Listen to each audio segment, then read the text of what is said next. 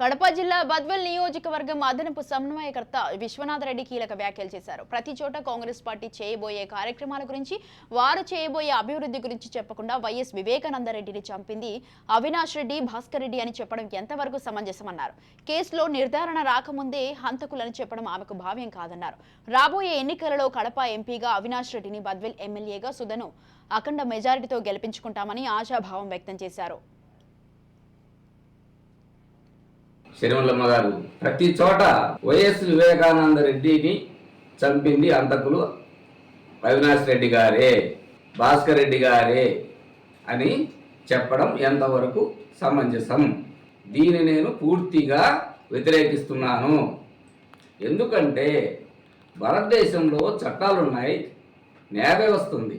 ఏమీ నిర్ధారణ కాకముందే డైరెక్ట్గా ఆ విధంగా చెప్పడం ఆమెకు భావ్యం కాదు అని చెప్తున్నా.